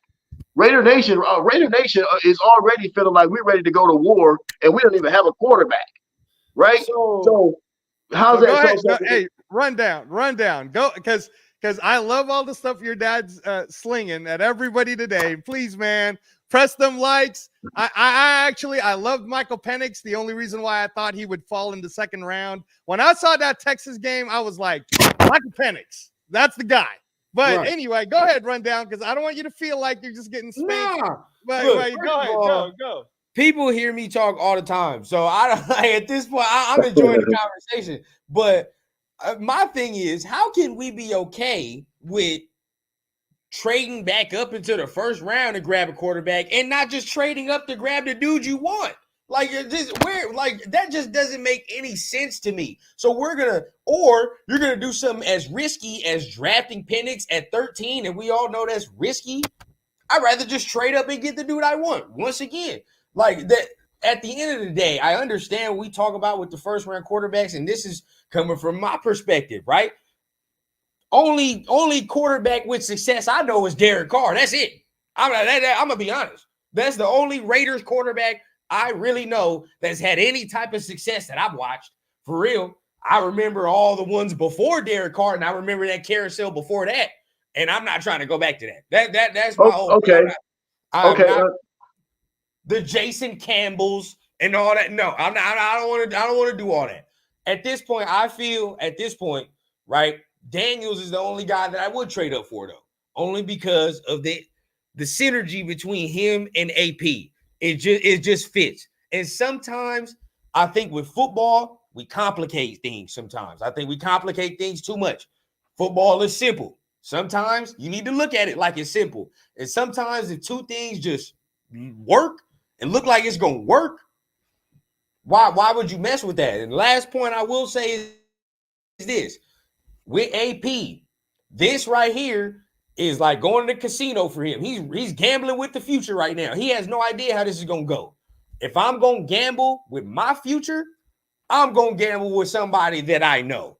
And I know, and if I'm AP and that's Jaden Daniels, I know him. I know what makes him. Okay. Now, hold on, Papa Rundown. Hold on, because I want to follow up, because that was an excellent he retorted, and it was excellent. So me and this guy, see, we'll get into it. We'll get into it. Rundown, hold on, Papa Rundown, because I'm gonna give him a little bit more time. Rundown. Me and Chris Kimber had an epic show, man. Probably one of the most watched shows on both the Protect the Shield channel. If you guys want to check it out, it's the one that says late night with liver transplant, with late night with Raider transplant. I'm sorry. And then on the Captain Jack Rackham show, it was the trenches episode. And at the last segment, which we're almost getting near now, the last segment of that show, I started giving Chris some scenarios. Okay. And Chris Kimber on record. I'm keeping receipts, Turf. You know how us martial artists are. We keep receipts, baby. Chrissy on you right now. What you about to say? Chris Kimber said he wouldn't even trade. He said he might gamble 2 firsts, 2 seconds to go up. But right now that Justin Fields is gone, now we kind of know that Chicago needs a quarterback. Yep. Washington needs a quarterback because they traded Sam Howell. Yep. The Patriots need a quarterback too because all they got is Jacoby Brissett, unless Jacoby Brissett's going to be the bridge. So the price went up. So when I'm talking about price, I'm already going to throw it out right now, and I want to hear a rundown. The youth tell me what he's willing to gamble because it's definitely at the very least 3 number 1 picks. That's why a lot of people are talking about the Vikings picking up that extra pick so that they can move up. Yeah. But I think it's more than 3 picks. I think it's going to need to be something like 3 number 1s, 2 number 2s, and maybe a number 3 of some sort. How much rundown? What is your limit? What is your breaking point? I want him to give us a soliloquy on what he's willing to give up in order to go get that guy, Jaden Daniels. Go ahead, rundown. I give up the 3. I give up the 3 first picks. I'm gonna do it because I've given this scenario on my show as well. We see what Minnesota's doing. Imagine they do it, right? Let's give this scenario as well. Imagine they give up the 3 first-round picks. They get Jaden Daniels. He's good. Are we all not gonna be mad? Like we could have just did that, bro. And at this point right now, we're a better team than Minnesota is. I think so. I think we're a better team than Minnesota. And if we were to acquire that, and it works. And this is what because this is my thing. I think when everybody talks about trading the 3 picks or whatever the case, whatever picks it is, you automatically remember three number 1s and 2 number 2s and a number 3. That's and I think automatically people go to, oh my God, it's not going to work. Oh my God, that's a lot. But what if it works? Then does anybody care about these 3 first-round picks? Angelo, you just described to me a scenario where we did have 3 first-round picks, and none of them are on the team anymore. Josh is gone. They're all. So why do we care? With our first-round history, we shouldn't care about that. We should go ahead and say if this works, especially on this position, we're set. We're good. And that's how I'm looking at it. I'm looking at the positive side. I'm like, because if you trade up and it works, nobody cares about what you traded up for. No, at no point do we bring this back up again. That's all I'm saying. Man, and this is what I like is see, you guys got the 2 generations. You got Papa Rundown, right? And then you got his son, who's a passionate Raider Nation Raider fan in the Raider Rundown, right? You got the 2 generations of Johnsons schooling us. I'm in the middle here because I'm in the middle, and I got some PTSD from them Maridovich days, and then Jamarcus Russell happened, and I'm like, whoa. And the guy that I was really kind of hoping is the one you talked about, Papa Rundown, Michael Penix. I was saying to myself, if he drops far enough, we could just maybe even trade up to the late first if we needed to go get a kid like Penix, and then we're kind of like hedging our bets a little bit, right? But Rundown gave us a very strong argument in that what do we care about these 6 picks that we might lose if Jaden Daniels is the guy? And so I want to give you final word on it, Papa Rundown, because you've been the king of fans for so long. How would you feel if we gave up 3 first-round picks, 2 second-round picks, and possibly a 3rd-round pick? That's 6 picks over the next 3 years just to go get the 1 kid. Go ahead, Papa Rundown. Okay, well, honestly, based on what I was saying about getting Penix at 13 was pretty much based off of I don't think anyone's going to bite when it comes to making that trade. I think a lot of these teams are entrenched in what they want to do when it comes to drafting a quarterback. Chicago, Washington, and New England, you know what I mean? And some other teams are positioning themselves. So it's just going to be hard for us to try to make that move to get up there because the position of quarterback is such high profile right now, more than any other time in the league. And so I just think that it's going to be difficult to get up there. And by what I was saying about Penix is, just like my son said, who's going to care if the guy pops? Same thing with Penix, right? Who's going to care if you picked him at 13 if he pops? Every one of these quarterbacks that's in this draft is a gamble. Every single one of them. We all know that. You know what I mean? But my thing is, when you're talking about drafting a quarterback, that's like unlike any other position on the field. And if you hit on that, no matter what round you get him in, if you hit on that, then you moving. So I'm like, you know what? And we all can sit here and say, yeah, he had a bad game against Michigan. Okay. CJ Stroud, he didn't win a national championship last year. Excuse me. He had a bad game in one of those games in the tournament, the playoff. But you just don't throw all that out. You know what I mean? We've seen enough body of work on Penix. The guy's a superior arm talent. I know that for sure. Like I said, if you guys don't know who Warren Moon is, go check him out. But at the same time, you know, I don't want to gamble and say, oh, well, you know, maybe we can get him in the back of the second round. Someone could be thinking, you know, hey, we want to pick him before that. And if we feel like our roster is at a certain position, like I think it will, a first round pick is not going to make or break us. I have a saying, I got a motto. I feel like Tyree Wilson is another first round draft pick for us. I feel like I feel like next year is going to be the year he plays like a first round draft pick. So I feel like we already got an ace in the hole. Kurtz. Go ahead, Pop Rundown. Tell everyone how you said he's the next Javon Kurtz. Go ahead. You know what? If you guys go YouTube Javon Kurtz, look at the body style, look at the type. You know what I mean? Javon might have been a little bit more explosive off the snap, but they both play with the same power, the same leverage. Tyree got better as the year went on, and you started seeing him make some splash plays behind the line of scrimmage using athleticism and strength. You know, he's working with Max all year. You know what I mean? I digress, but just watch out for Tyree Wilson on the side. That's a shout out to my guy. Watch out for Tyree Wilson. I've been calling him. So I feel like we got an ace in the hole with Tyree. So you know what, y'all? From what I'm saying, if we drafted Michael Penix with 13, I wouldn't be mad. I think he's better than Bo Nix. Spencer Rattler wouldn't be bad, maybe in the third round, something like that. But, you know, I can get on board with Michael Penix, man, because I know what my eyes saw, and I saw that man throw a pretty football. And I always say, people can be coached.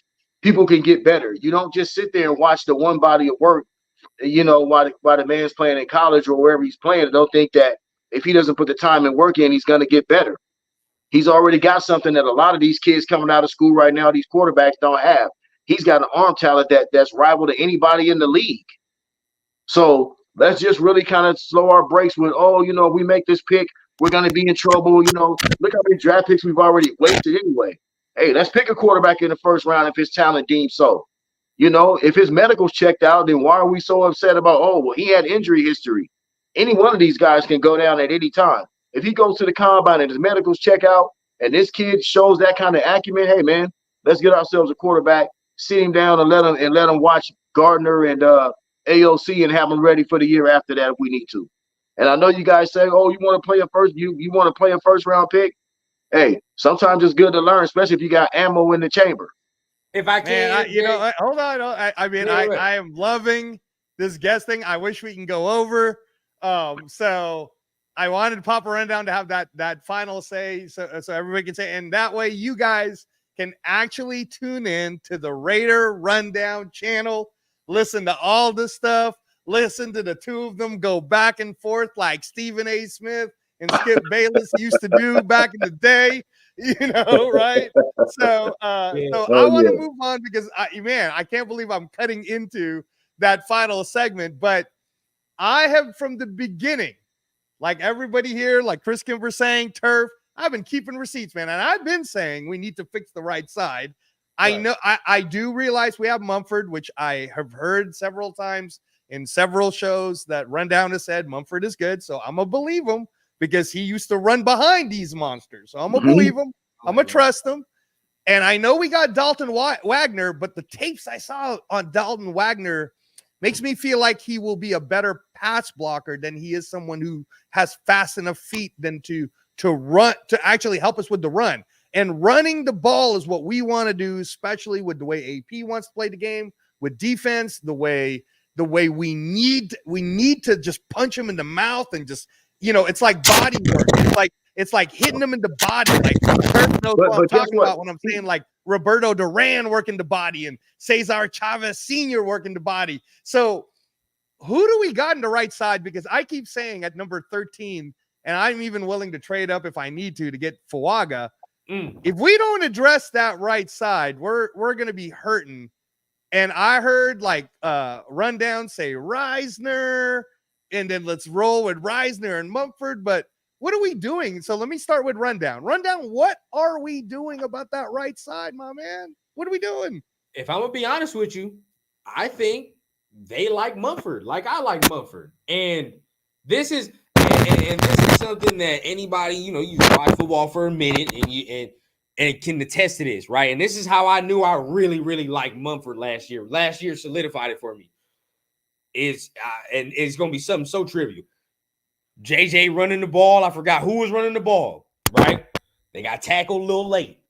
Usually, you know, people walk away. Mumford's the only old lineman getting in somebody's face after the whistle after his running back got tackled late.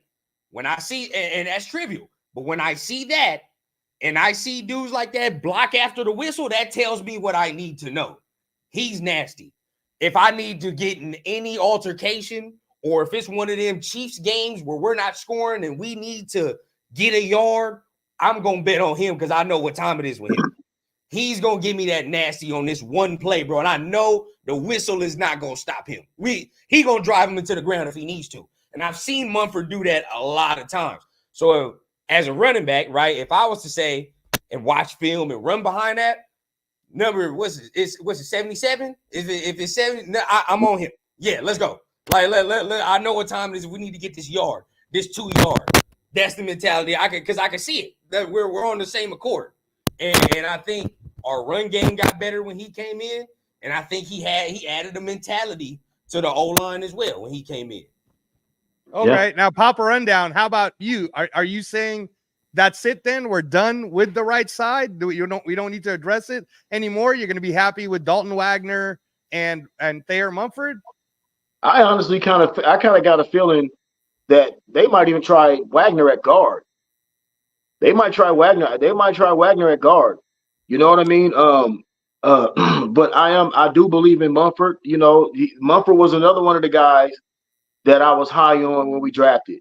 You know, I felt like, you know, Mumford has a pedigree. You know what I mean? Like I was telling my son, I remember when we drafted him, I said, look, he's going up against some of the best DNs, you know, in the Big Ten.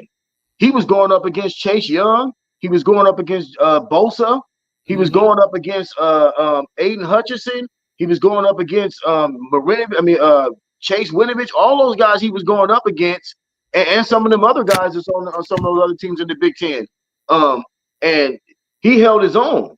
You know what I mean? So he has a pedigree coming in from Ohio State. And I think, you know, it took him maybe a year or two to kind of get himself positioned and understanding what to do at that NFL level. But all the talent's there. The kid has great feet. You know what I mean? So I think that's one of the reasons why they're not running out and overspending on guys right now. And believe me, I'm impatient as well. But I think we got more ammo on that offensive line than they're letting on. So they believe in Mumford.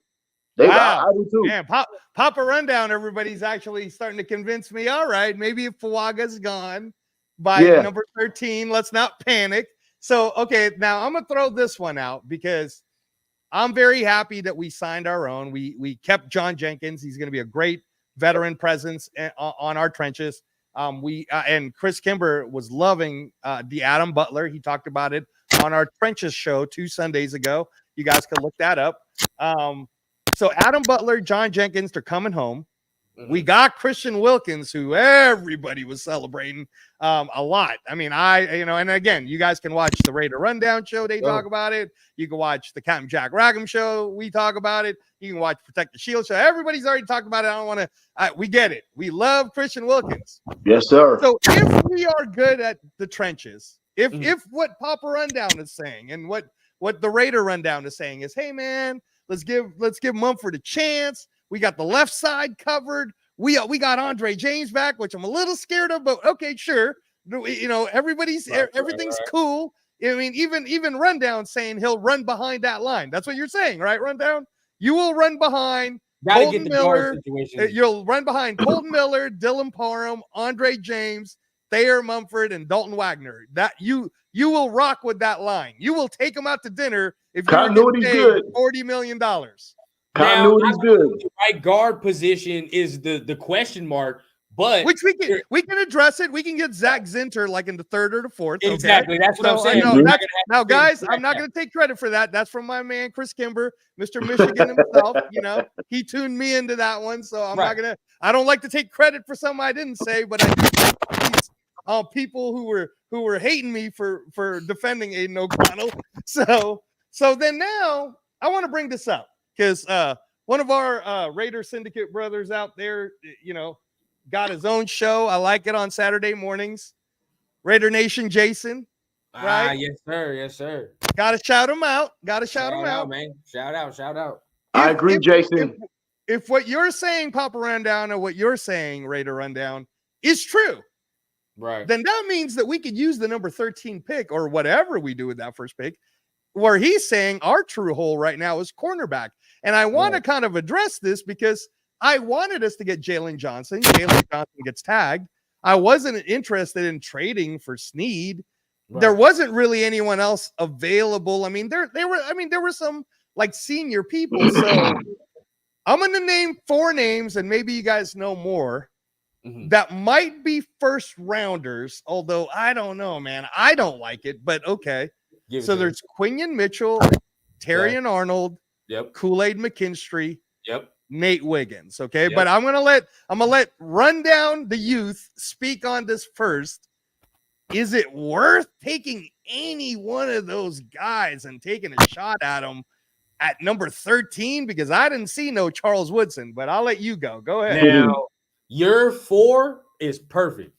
Those to me are the guys. You look at you left one out. I like the kid from Iowa. Terrion Arnold. Oh, you're talking about Cooper DeJean. I'm sorry. Right. Quinion Mitchell, Nate Wiggins, you know, Kool-Aid. Like these guys are cool. But I'm gonna be honest, I'm not picking them at 13.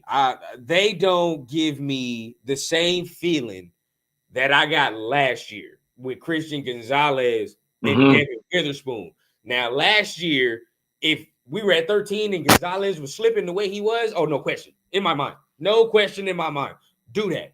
But these guys don't give me that feeling. I don't know what it is, and I know a lot of people love Terrion Arnold as well. I think 13 is too high for these guys, in my opinion.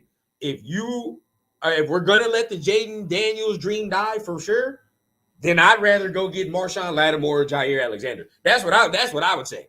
I'd rather go get those dudes and rock with that than try to do something at 13. Because honestly, as much as I already said I like Munford, I still think that 13th pick should be used in the trenches. D-line. Even if you took Fuaga can play guard if he really wanted to. I'm not like, if he really wanted to, he can play guard. So you can slide him in the guard and still have Munford out there, regardless if you wanted to, right? So I still think the 13th pick should be used on the trenches. Even D-line, I drafted D-lineman too. You would take Byron Murphy at 13 before anyone else go gets him. I like Jerzane Newton a little better, but just for the fact that we signed Christian Wilkins, yes, I would take Byron Murphy there at that point and make a monstrous D-line. Now, Papa Rundown, how about you? Those 5 names, so I apologize. Yes, Cooper DeJean, Quinion Mitchell, Terrion Arnold, Kool-Aid McKinstry, and Nate Wiggins, the fastest man in the entire defensive back class. The guy ran a 4.28 or something like that. You know, but Papa Rundown, is there anyone? Because now when I go old school, I mean, I'm trying to match like Charles Woodson. He was the number 4 overall pick. I don't see no Charles Woodson in this draft, right? No, I don't see no Charles Woodson on this draft. No, but even man, when I think about them old days, I mean, like the one that I always go to is kind of what Rundown talked about. We did make a trade for Mike Haynes. Mike Haynes shut people down. Yes, sir. I'm cool with that. But look, Lester Hayes too. Don't sleep on Lester. All right. Don't sleep on Lester. Yeah, and that's kind of what I'm hoping is we could have like a Lester Hayes, Mike Haynes type scenario with Jack Jones and someone else. Do you, Papa Rundown, see someone from the draft, or are you saying, nah, we got to figure out another way? All right, well, check this out. First off, shout out to Tony Shepard, TS. Salute, man. I'll tell you this. Right now, my man that chimed in earlier and said, cornerback number 2 is a need. It is, but I feel like, what are we doing with Ja'Cory and Bennett? once again, you know, we ready to throw someone out when he don't get 10 interceptions as a rookie, right? You know, we drafted that kid last year. Can we get that man a chance to prove his worth? I will say we need to go out in the free agent market and sign us a nice veteran corner, which I think they're gonna do. But when it comes to the draft, the only thing about White is he's them ACL scare me with White. But when it comes to the draft, I'm gonna fortify those trenches even more. You know, I feel like if Byron Murphy II is there, because you signed Jenkins and you signed Butler to 1-year deals, man.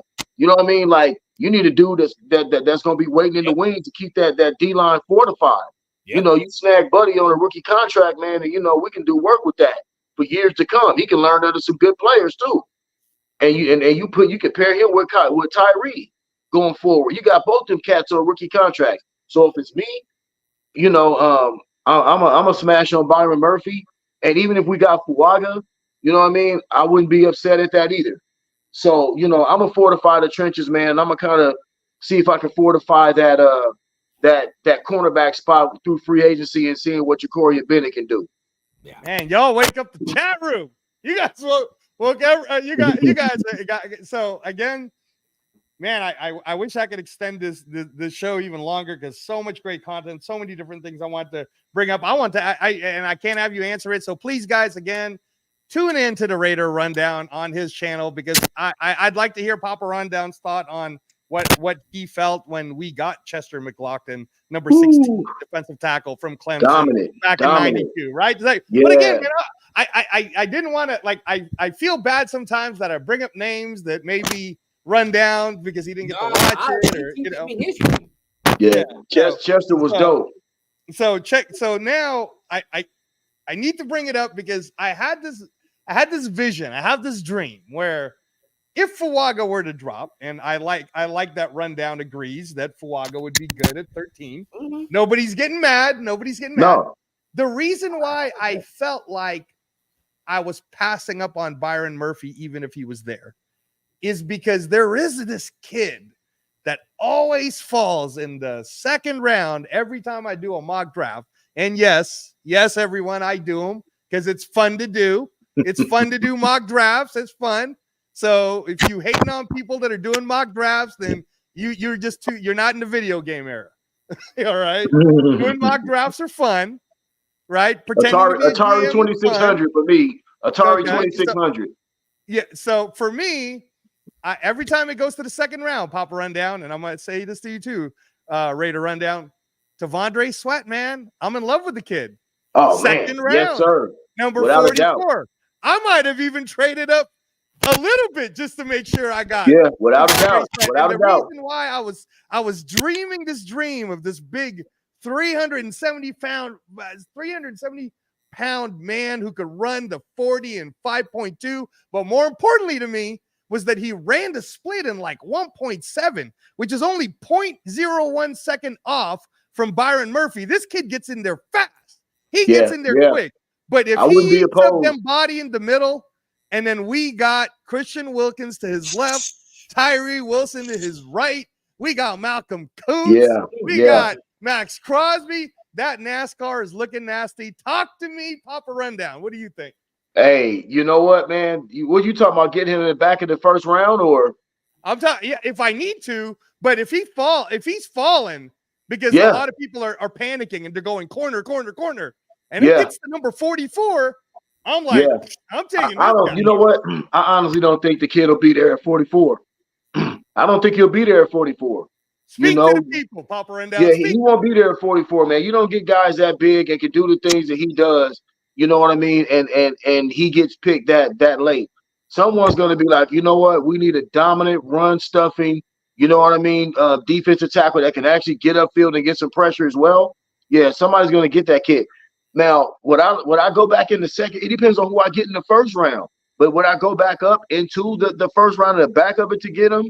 I mean, yeah. You know, like I said, those guys look, you know, it might not be sexy now, but those guys look damn good when they putting pressure on Patrick Mahomes and Justin Herbert. You know what I mean? Like, you know, we get caught up in what we're looking at right now and projections and what ESPN's saying and what these people are saying, but I try to picture us getting into the actual game. What are guys doing in the actual game, Yeah. right? And you can see a guy like that causing havoc. You know what I mean? So yeah, I wouldn't be opposed to Papa Tavondre Sweat Rundown, I at have to all. put this out when you said GA Patriot says Atari 2600 was it. If you know, you know. I actually Yes, had one of sir. those in the Philippines with the joystick and the orange Yes, buttons. sir. Oh, but Pac-Man, Centipede. rundown. I'm gonna give you final word on this, and then I'm gonna start to do my close. But I'd love for you and Papa Rundown to stick around in the green room, so I can talk to you guys a little bit about some of the stuff that I missed. Okay. And it'll be off live, but but maybe you could use it for your show, the Raider Rundown, and then everybody could tune into that, and you and Papa Rundown can keep going on it. So, but go ahead, Rundown. Tell us what you're thinking. Honestly, with Tavondre Sweat, I've talked about him a lot. That's a guy and my pops and I have talked about a lot. And to point out the fact is, yeah, I know we brought John Jenkins back, but brought him back on a 1-year deal. And he's a OG, to put it mildly, right? Like, he's long in the tooth. He's about to be 36, I believe, coming up this next season. What perfect guy to come in, learn behind a guy like John Jenkins, who plays that same very nose position, kind of the same size, really, right?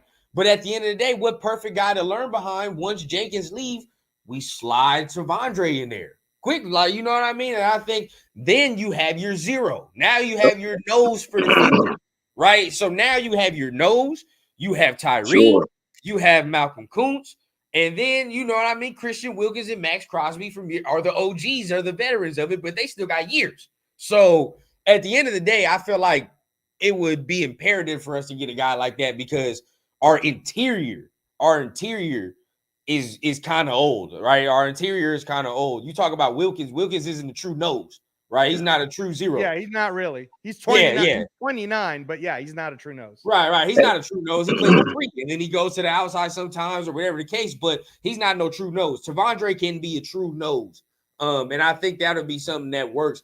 If I'm not mistaken, Patrick Graham has had guys like that in the past in his defense that plug up the middle like that. If I'm not with his defenses, so I think this would be a guy that'd be great. Well, you know, that's a great close. Thank you so much to the both of you. I want to thank Papa Rundown. I want to thank the Raider Rundown. This show was, believe me, guys, if I could do one of those Raider syndicates where you're talking for 4 hours, I would do it. I mean, I remember going on a show with Chris Kimber on the Protect the Shield podcast. Y'all got to do your research and go way back. But there's a 5.5 hour show in where I was telling a Raider Rundown. It was getting deep in that show. And in the last half hour, if you guys ever want to look it up, grown men were crying at the end of the show. It was getting so deep about life and death and what should really matter. And that's what I want to point out. When you have people like Papa Rundown, who's a generational fan, and then he turns his son into a generational fan. And now, you know, Raider Nation is growing. You know, it makes people like me who use the fact that Raider Nation is such a great community where we could all just be one. It doesn't matter if you're from LA, from Oakland, from New York. It just doesn't matter. And living as a liver transplant survivor, it definitely helps to have people like yourself, Papa Rundown, and the Raider Rundown to be a part of the nation. So I thank you both so much. Thank you to Captain Jack for continuing to give us this platform. Again, my final show. So I'm sorry to the Raider. There's a lot of people that's been asking Raider Transplant to do a show, and I'm telling you guys, man, what Rundown does and what Chris Kimber does at Protect the Shield, and what Turf does at the Ultimate Raider Rundown 32, and all of these people that got their own channels. I got to tell you, Papa Rundown, it's a lot of work. It's a lot of work, and it's a lot, and as fun as it can be. For now, it's much easier for me just to be a guest. You know, liver transplant recovery is a real thing. It's very difficult. There's a lot of ups and downs in that swing. So again, thank you both for the positive energy. Thank you to the chat room for the positive energy. I'm gonna end it out, and again, Raider Nation, man, holler. Thank you, everybody. Everybody, love y'all, man.